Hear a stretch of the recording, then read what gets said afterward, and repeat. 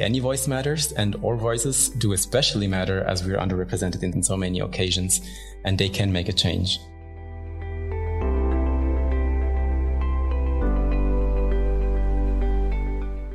Hello everyone, welcome. I'm Natalie Alexander, and this is The Next Page, our podcast at the UN Library and Archives, Geneva, designed to advance the conversation on multilateralism. According to statistics from the United Nations, our world is home to 1.8 billion young people between the ages of 10 to 24, the largest generation of young people in recorded history. What is the role of youth in today's multilateralism as we look to the challenges we face in our present and our future? In this episode, we are joined by Naji Osman, who in 2021 was designated as one of 3 Swiss Youth Delegates to the United Nations. Naji is a student and research assistant in the Department of Economics at the University of Zurich and is actively engaged in global political affairs, economic development, and human rights. Today, he speaks with our director, Francesco Pisano, about his views on inclusive engagement, in particular, youth participation in multilateralism, and how we can build intergenerational synergy to really make an impact as a global community. Let's take a listen. Hello, everyone, and welcome to The Next Page, the podcast of UN Library and Archives to advance the conversation on multilateralism. Today is a special day. I have a wonderful guest here with me in the studio. This is Naji Osman, who's one of the youth delegates of Switzerland. He came to visit us, and I invited him for this episode. We'll hear about him. We'll hear about the Youth Delegates program at the United Nations, how it gets done, how to become a youth delegate, and his experience with multilateralism as a young person. Naji, welcome to the podcast. And why don't you introduce yourself and tell us a little bit about yourself before we go into our episode, which is all about being a youth delegate at the UN and what it means. First, thank you so much, Francesco, for inviting me. I'm really looking forward to our conversation. As you mentioned, I'm one of 3 youth delegates to the United Nations for Switzerland since summer 2021, and I will serve in this mandate until 2023. A bit about myself. I was born and raised in Bern, here in Switzerland. I'm currently studying economics and politics next to my youth delegate engagement at the University of Zurich, and I have been interested in international affairs, economic development, human rights for a long time. I think an important point into this place also that my parents are of Ethiopian origin, and they would take me back to their home country when I was a little child, and I would see huge contrasts regarding the living conditions, culture, economic and social development, and this sort of served for me as a guiding compass.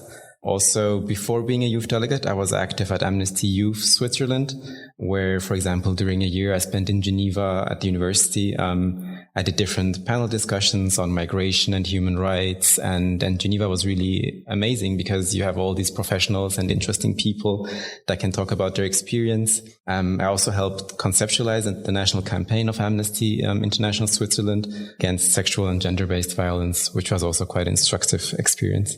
Okay. And since you're youth delegate, how old are you? I'm 23. Okay, that's young. Okay, let's dive into the Youth Delegates program. I don't know how much it's known about this program beyond the circle of the UN. So I guess our audience is also interested in knowing more about the program before we know about your experience. So what is the Youth Delegates program and what is the purpose of this program?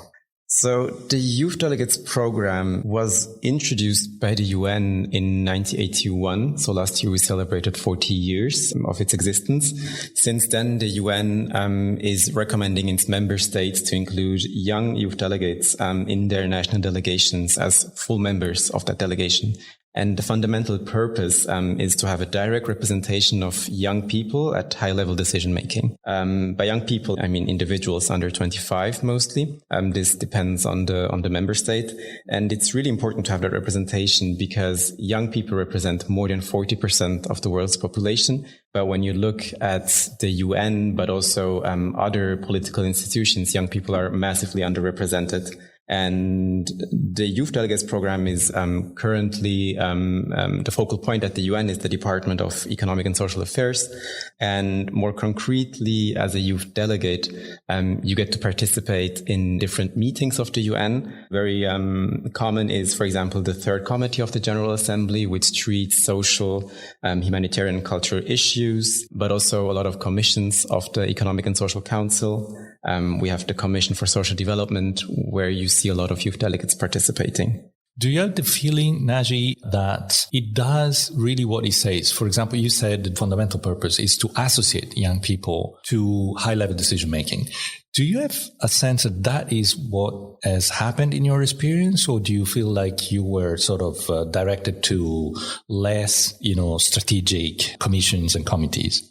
The idea is really that you're part of the national delegation. And when youth delegates interact with the UN, they are, from the UN's perspective, shouldn't be treated differently than any other representative or diplomat of their country. So if you ask me whether youth delegates really have an impact on the UN's work, I would say it depends essentially on the member state and whether the mission really does a job, including the youth delegates in their official decision making. For example, youth delegates work on resolutions or should be included in resolutions. They hold statements in the name of their country. And in some cases where, let's say, the member state is very progressive, they even let their youth delegates negotiate resolutions. So it really depends on the country. So the program is 40 years old, which I didn't know. I thought it was younger, actually. So it makes me wonder, do you know how many member states run a youth delegate program? The problem is there is no official information on that. UNDESA does not really provide a complete list of all the countries that have youth delegates. Just some months ago, we were actually quite surprised, me and some youth delegates from other countries, that there are actually youth delegates in South Korea. We immediately included them into our group chat. But as the best guess I can make, 2 years ago, there were at the General Assembly 70 youth delegates in New York. So given that, and also given that most countries send more than one youth delegate to a meeting, I'm guessing that there are around 40 to 50 member states that have a youth delegate program. Which is not bad. Which is not bad at all. So let's go to, I guess our young listeners are by now wondering, okay, how do you get to be a youth delegate? So how does it work? So youth delegates are actually recruited by the member states and not by the UN. That's really important to know. But the exact process really varies by countries. Member states really have the freedom to design the youth delegates program the way they wish. But the case for Switzerland and also many other countries is that the Youth Delegates program is jointly run by the Ministry of Foreign Affairs and the National Youth Council. And for Switzerland, that would be the Swiss Federal Department of Foreign Affairs and the Swiss National Youth Council. There is a very normal application process by which both entities review all the applications and they decide jointly who they wish to have as a youth delegate for the next mandate. The conditions are that you're between 18 and 25, and Switzerland has multiple national languages, so they expect you to speak 2 national languages and English. You do not need to be a university student, nor have any special knowledge about the UN, which is really important to make it as inclusive as possible. But what you must bring is, of course, a demonstrated interest in youth politics and engagement and a passion for the cause. Can you tell us more about how in Switzerland, in your experience, the Youth Delegates program relates to these other entities that you mentioned, like the Youth Council, for example, and other, let's say, dimensions in which in your country youth have a say or are invited to have a say? I think that the inclusion of a youth council or a youth organization is really, really important because it's a civil society organization. And most of us youth delegates claim or at least try to represent the youth of their country. And working closely together with a national youth council, for example, really increases our legitimacy because we're not elected politicians or we're not, let's say, diplomats in the proper sense. So that's really an important aspect for youth delegates. And I think a lot of countries that do that, it's a very useful, very an easy way to make it legitimate. For example, the Swiss National Youth Council represents more than 500,000 young people in Switzerland, and that's actually a substantial fraction of the Swiss youth. And they provide us with inputs, guidance, and really connect us to the people we're trying to represent. So let's go to your experience as a youth delegate. You said that you guys are not elected, but designated for 2 years. So you've gone through the first year. So I'm interested in you sharing the experience with the audience about your work, but also your feelings. How did you experience this? So what has been your experience during the first year? And how did it go, for example, with the rest of the delegation, with the older diplomats, if I may say so? So my last year has been mostly marked by the meeting of the third committee of the General Assembly, but also by COVID, of course. In October, I was in New York during the third committee meetings, and it was really an interesting experience. I mean, the UN is an organization that, like any other organization of the global governance system, that feels a bit unreachable and incredibly far for outsiders. And suddenly standing in the GA hall in New York with fellow youth delegates just felt really absurd. There are just some images you have of certain countries, of diplomats, and then you see them in real life and you either confirm your stereotypes maybe, or you're totally surprised by the actual situation. Some things I did, for example, during my past year are organizing side events with youth delegates. A side event is an event that is held in the margins of the UN organ. For example, we had one on the implication of digitalization through the pandemic and its impact on youth mental health. That's, for example, a topic that's really close to my heart. And I think that's really important to talk about that too, because we saw during the pandemic a lot of young people really struggling with mental health because a lot of education, but also social events really moved into this digital environment. And there are just some aspects that really you cannot transfer over a screen. That was really an interesting experience. And another thing where I was really exposed to diplomats and older people, which was really interesting, was when working at the youth resolution of the third committee. I chose to work on the youth resolution. I got the choice by the Swiss mission to decide on which resolution I want to work on. And I got the chance to comment on the resolution, to give my propositions, and to work closely with the diplomats at the Swiss mission. What was really great is that, at least for my case, that the diplomats really took me serious. And when working at the UN, at the negotiations, as I said before, as a youth delegate, you are no different in the negotiations because you really just represent your country just like any other representative in these negotiations. Finally, something I would also like to highlight here is that COVID has had a drastic impact on our work. We were only 6 youth delegates present in New York. I mean, as I said before, we were 70 youth delegates in 2019, and this year only 6. And that was quite regrettable. And it just really shows that a lot of missions apparently do not view youth participation as something that is a must-have, but actually just as a nice-to-have, which you can have when there is no pandemic. Yeah, that leads me to maybe to the next part of our conversation, which would be about the juncture, the connection between youth, the UN, and the way we practice today's multilateralism. In the space that the UN holds, we practice a certain type of multilateralism, which is the type that you encountered when you went to New York and in the various meetings that you had to add online because of COVID. So let me ask you this bluntly. What is your personal assessment of youth involvement in the UN today? So I would say during the past couple of years, there were definitely some good developments, but that deserve to be highlighted. Absolutely. But there are also some persisting weaknesses when it comes to youth involvement currently. To first talk about the good developments, I mean, we have plenty of programs and initiatives.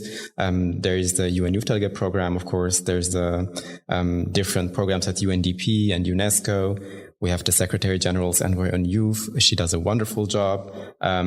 What is also quite encouraging to some extent is the Our Common Agenda report by the Secretary General, which really puts heavy emphasis on the role of youth for multilateralism and SDGs.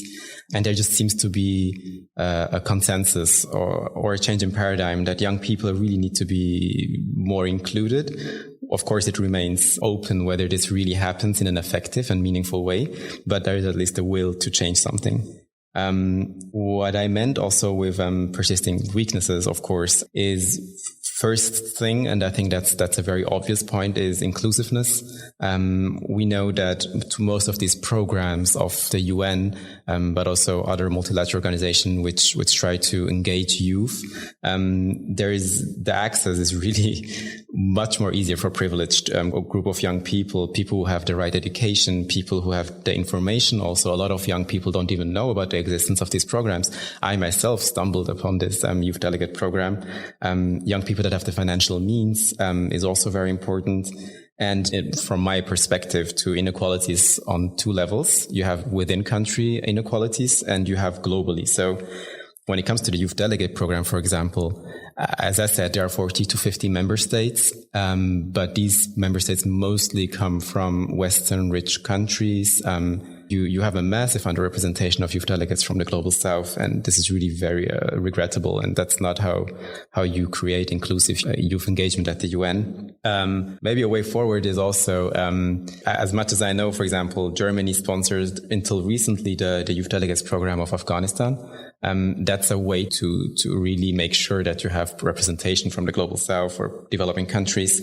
And another issue I would also like to highlight is sustainability. And that's currently a big issue because of COVID. So we are seeing that all of these programs are really built in a way that is really fragile.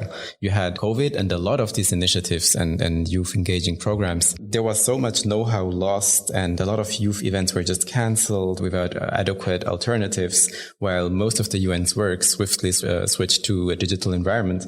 What was also quite striking is when I was in New York, I had a lot of youth delegates write me and ask me, what does your country let you do as a youth delegate? And how do you contribute to the work of the mission?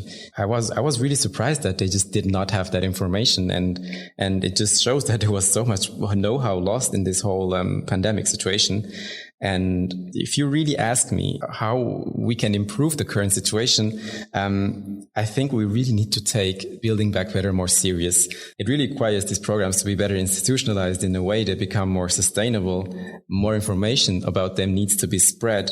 And especially we need to create opportunities that are really geared towards inclusiveness, just as the one by Germany, for example, where you really try to make sure you have an adequate representation of everyone. That's the point. You were 73 at the peak 2 years ago. So what I hear from you is that it's working somehow, some levels. It's working. The interaction is there. It's happening. But I also hear that it could be so much better, like many other things, of course, in our world, in our reality. But do you think that the Youth Delegates as a program has an impact on today's UN? The way the UN shows up as a global organization is starting to change a little bit because of this program? Because, when you got something going on for 40 years, either it works or doesn't. It seems to me that you're here, you're young delegates, you can express clearly what the impact and your activities have been in your delegation. When you look at it at the organizational level, the question is it helping the UN to be better engaged with the youth? So that's a great question, actually. That's a question we as youth delegates ask ourselves actually quite a lot. Are we really having an impact on the UN, or are we just being tokenized, for example? And you can imagine that the youth delegates program can easily be tokenized, right? So you just have a young person, you take nice pictures with them, you let them speak, and then you say, okay, that's good. We let the young people speak, and then we go back to business as usual. I think when we talk about the impact of youth delegates, we have to separate between our impact within our national delegations, as you just mentioned. And this, as I also already explained, really depends on your mission, on the diplomats there, and really on the personnel that is responsible for you.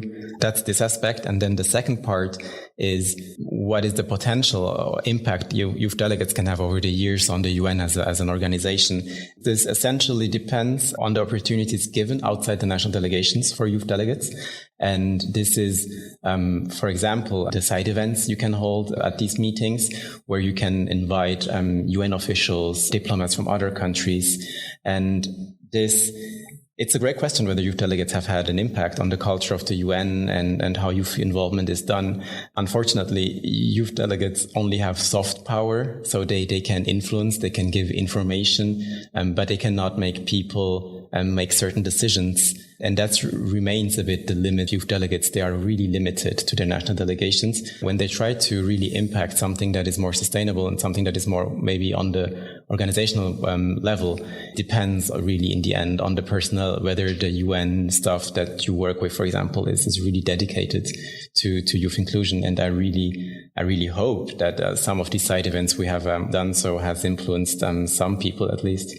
Yeah, so do I. The program is 40 years old and is still alive. So this is a good thing. Now, for 40 years, you would assume that there is some sort of impact on the culture of the organization. Certainly this Secretary General, but also the previous one, were very open to the interaction with youth. There is this feeling that youth is the people that ultimately are going to be responsible for the world henceforth in the future.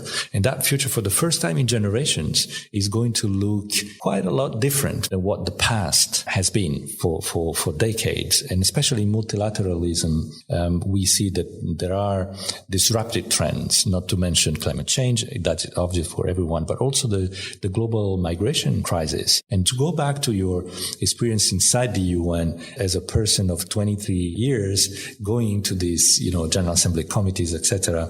Just, a little bit for fun maybe, but 2 episodes. One that really motivated you, that made you feel like, wow, I'm young, but I'm the big bad guy right now. And another one that maybe really frustrated you, like that you had to go home and think about, do I really want to continue to do this thing? So I actually had plenty of encouraging experiences and also some discouraging, as you just mentioned. I think the most encouraging experience was definitely the adoption of this year's youth resolution. That was an amazing experience because we went through the negotiations together with fellow youth delegates. We cooperated with regards to our propositions. We all fought for the same cause because as young people, we shared also a similar experience across borders. It was really truly empowering to see that text at the end being adopted by the General Assembly, which truly just bears our signature. And it just really went to show me that youth inclusion, when you really give them the tools, can be as simple as that. And you just really need to not only listen to them, but really work with them. So that was really encouraging. If you ask me regarding a discouraging experience, maybe not something particular experience, but just realizing when I found out that we were only 6 youth delegates in New York and that a lot of missions apparently we're not seeing youth inclusion, even though it's possible to travel to New York back, for example, as something that is fundamental. That was a bit saddening to see.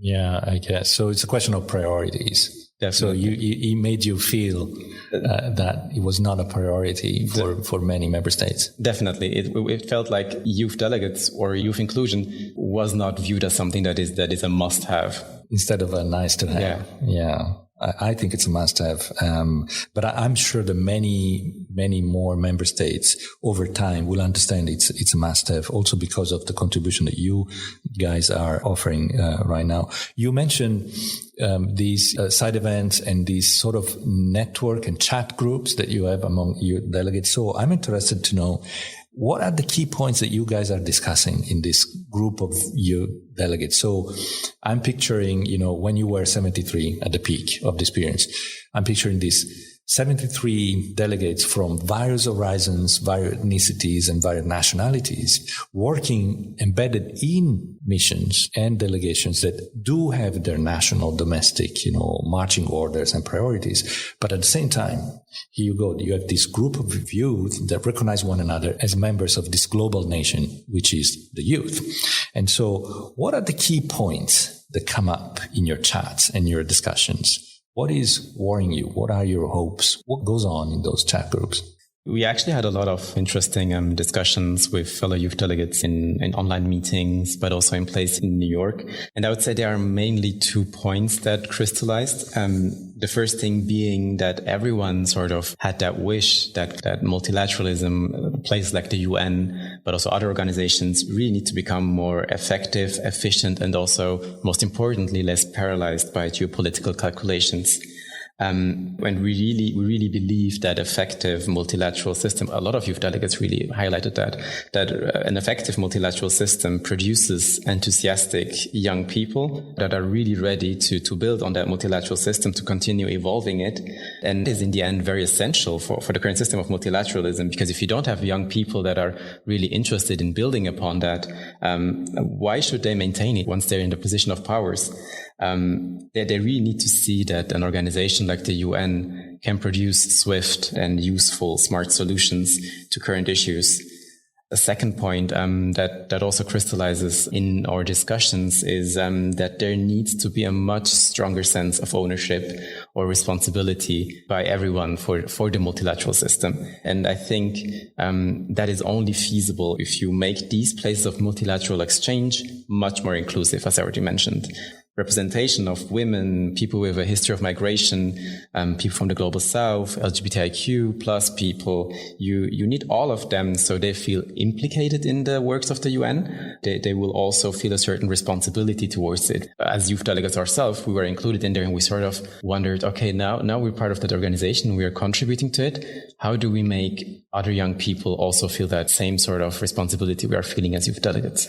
I think this is very interesting. Actually, it leads me to the third and last part of our conversation. The conversation that I wanted to have with you in this part is more like how youth, you personally, of course, but youth in general, feels about the state of the world and where it's going. So we hear a lot. The world is changing. The world is changing fast. The world has always been changing, for that matter. But it is true that there is an acceleration. It's true that the conjunction between technology and some of the global crisis we're facing puts the world in a light that hasn't been before. This is quite clear, and a lot of humanities and academic studies go to demonstrate that yes, we are at the dawn of a new era, to put it simply.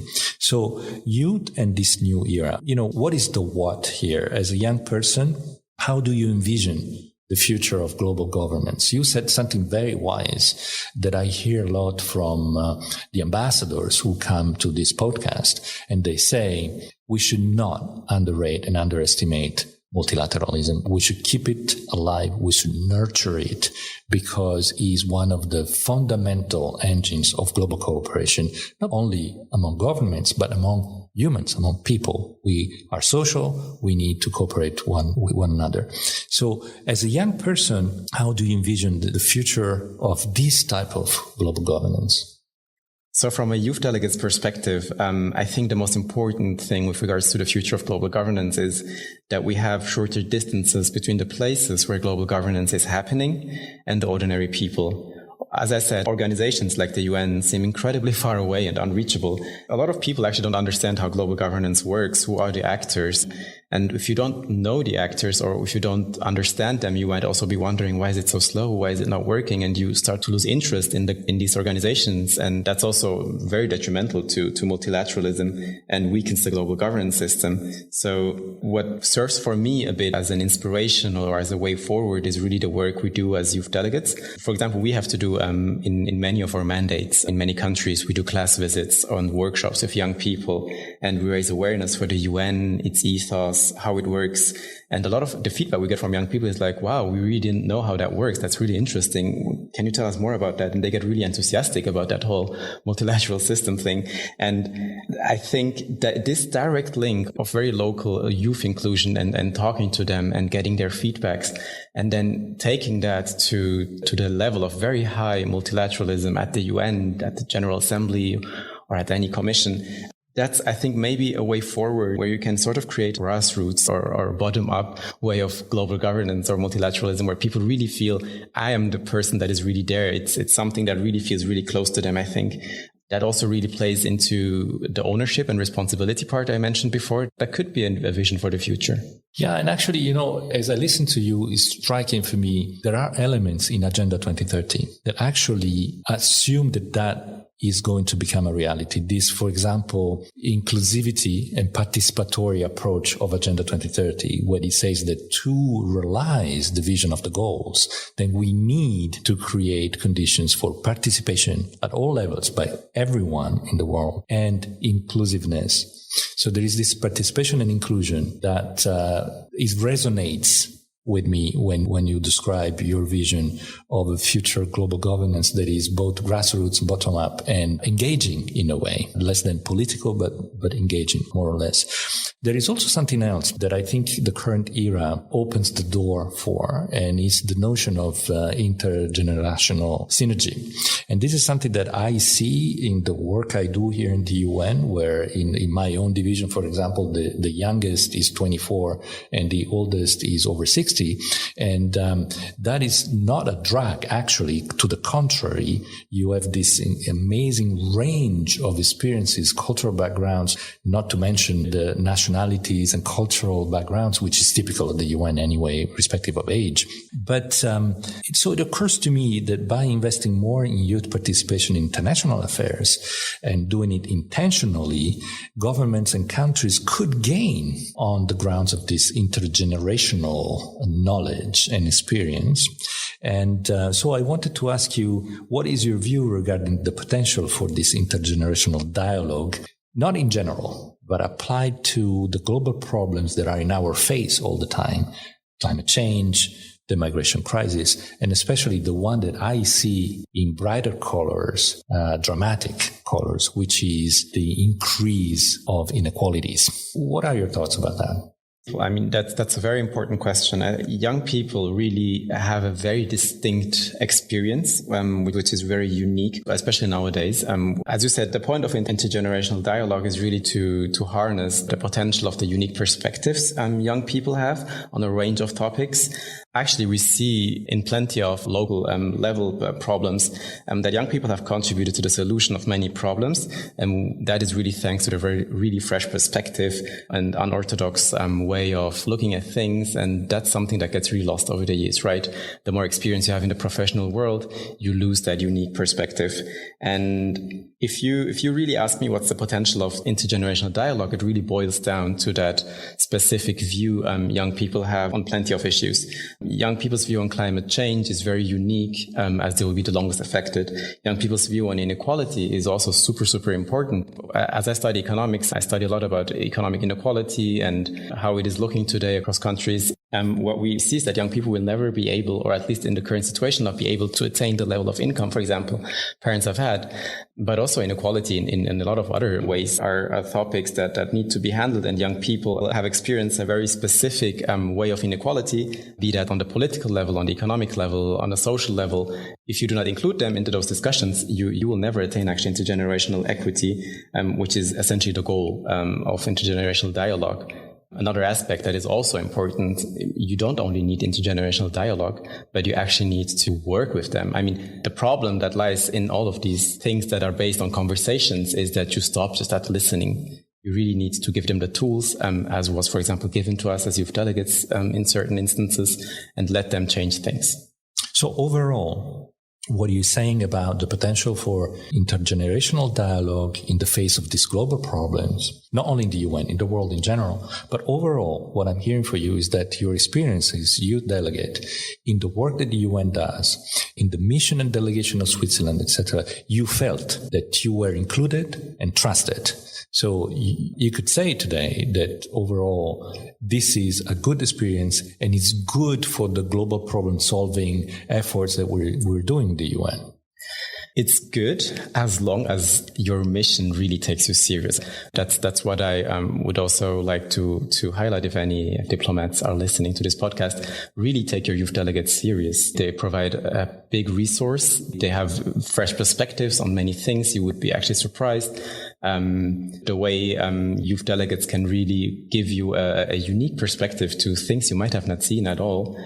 And if you do not have youth delegates as a certain mission or a certain country, maybe you could be the reason a youth delegates program is introduced in your country. So I really encourage you to use the potential youth delegates have. This seems to me as the perfect point to wrap up our conversation. But before we do, I wanted to ask you if you have any final thoughts. I mean, anything that you want the audience really to grasp and to keep in their heads beyond what you just said, which seems to me a big drop of wisdom in the podcast. I have just one message, and it's basically for young people. And what I really want them to know is take any opportunity that's presented to you. Don't think you're too young or too inexperienced for anything. I felt very overwhelmed as a youth delegate in the beginning, and it's still every day a challenge when you're in a room with a lot of older people, or when you're asked on a certain topic and you think, oh my God, do I even know how to say that? Do I have the information about that? Can I really talk for a lot of young people? It's overwhelming, but I think any voice matters, and our voices do especially matter as we're underrepresented in so many occasions, and they can make a change. Well, Naji Osman, Youth Delegate for Switzerland, thank you very much for taking the time to be with us on the podcast. Thank you for having me. It was a pleasure.